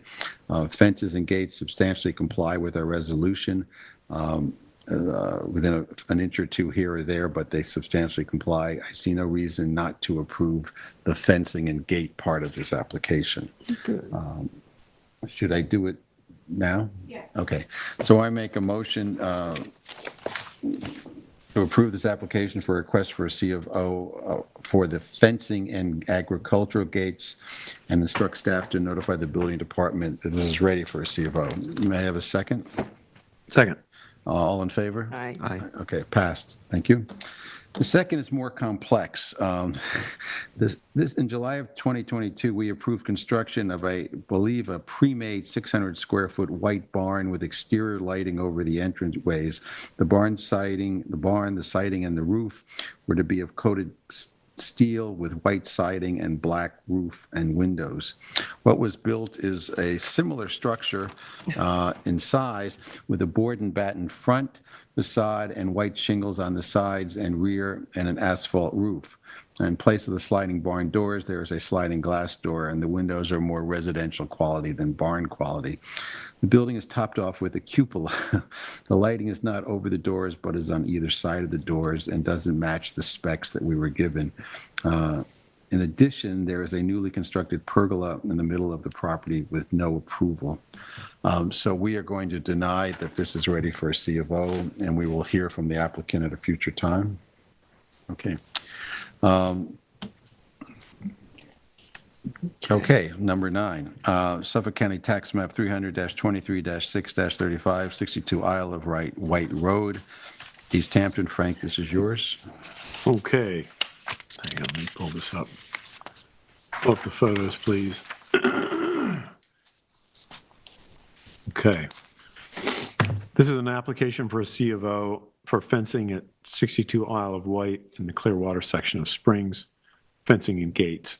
This property sits at the corner of Isle of Wight Road and Runnymede Drive. We reviewed this application on November 30th, but notified the applicant that both the pedestrian gates had to be cut down to comply with the resolution. I can run through this quickly. The resolution stated a driveway gate brought down to 4 feet. There is no driveway gate. Fencing, an 8-foot fence on the rear side of the property. The resolution states existing fencing and posts located on the backyard side left of the pool shall remain at 8 feet. The rest of the fencing should be brought down to 4 feet. The fencing appears to comply with all the parts of this resolution. For the pedestrian gates, let's go to the first one. Let's go through. Okay, there's the lack of, or the non-existent gate, so driveway gate, there's the fencing that complies. Keep going. Keep going. Yep, this is the gate that was since been cut down, that was too tall. So the resolution calls for that gate to be brought down to 6 feet. It is now 6 feet, and we'll see that in the photo. Next one. This gate required it to be 4 feet. This was 4 feet 9, 5 foot 2 for the posts. This has since been cut down. I apologize, I don't have the photo. Keep going. But they're the two. There's that one. Keep going. Sorry, I should have told you. There's the fencing. Keep going. Try to go through this kind of quickly. Keep going. Keep going. Yeah. That's yesterday, or when was that? January 8th, right. So since been cut down, I don't have a picture of the other one. But to make this long story short, it seems to be all in compliance. So, good. I make a motion to approve this application for a request for a certificate of occupancy and instruct staff to notify the building department that this is ready for a certificate of occupancy. Do I have a second? Second. All in favor? Aye. Okay. Okay. Resolutions. So they're here, Frank. I don't think you've signed them. So I'm just going to read them. 153 DeForest Road, Suffolk County Tax Map 300-32-6-2.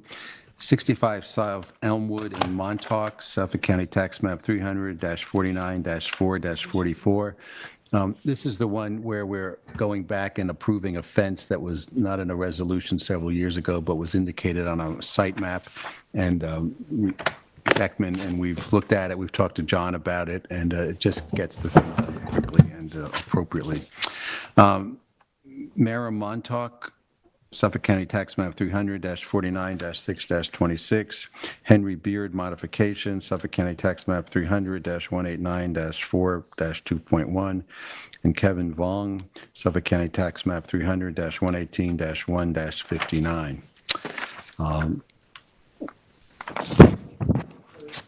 Like to make a motion to close this meeting of January 11th. Second. All in favor?